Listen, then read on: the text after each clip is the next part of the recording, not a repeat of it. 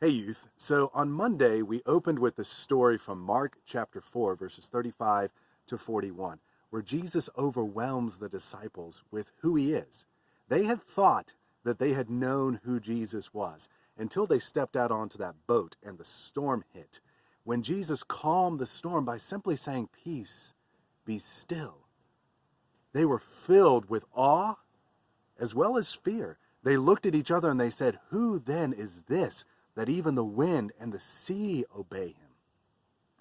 We've been trying to talk about this balance of mysterious awe and mysterious fear that we see in Jesus. Jesus has both.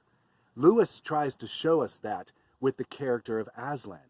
Yet there's more to this balance that we don't get from Mark chapter 4. We do get it from other places in the Bible, of course, but we don't get it from Mark chapter 4.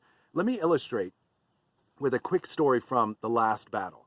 Now, this is the last of the Narnia books, and it talks about the end of Narnia and the beginning of their new life in the new Narnia. So it's the book that tells the consummation part of the Christian story. Consummation just means the fulfillment. It's the theological way of talking about the fulfillment of all of God's plans, which for Christians means living with him forever in the new heaven and the new earth. So let me illustrate with a quick story from the last battle that talks about this. Now, here in this point in the story, they are in the new Narnia. All the characters, Tyrion, Jill, Eustace, they're in the new Narnia. They've been talking about, looking around, talking about what they're seeing. And then this happens.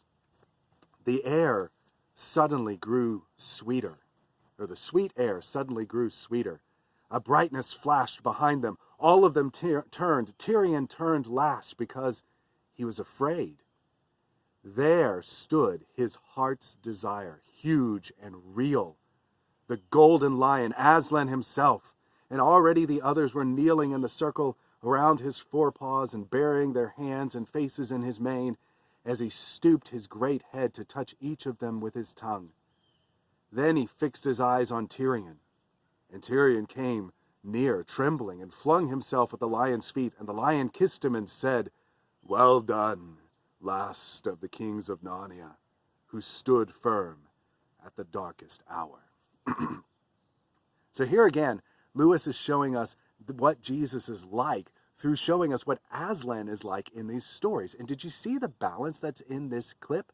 Tyrion looks at Aslan and sees both his heart's desire and yet something that makes him tremble at the same time. It's not just that Jesus isn't safe, but he's good.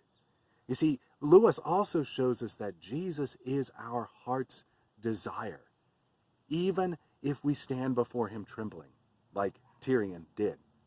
Youth, every person in this world wants to know what will make him or her happy.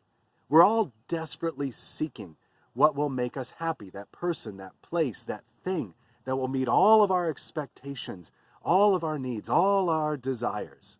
You know, as children, we might think that it's some kind of toy or candy, and we thought that that would make us happy, but then of course we know that it doesn't. You always needed another toy or more candy.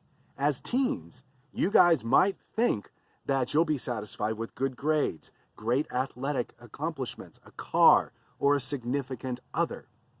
But that doesn't fulfill us either. You always need to keep getting more good grades, or keep winning, or keep impressing the opposite sex. As adults, we think that things that like a bigger house, or more money, or more or less children, or more financial security, or a better job will quench that thirst, that desire that we have, but we're always still left wanting more.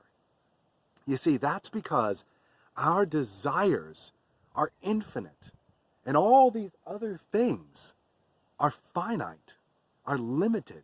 They're good things, but they can never truly meet our desires. Our heart's desire is infinitely deep. Therefore, only someone who is infinite can fill it. That is Jesus.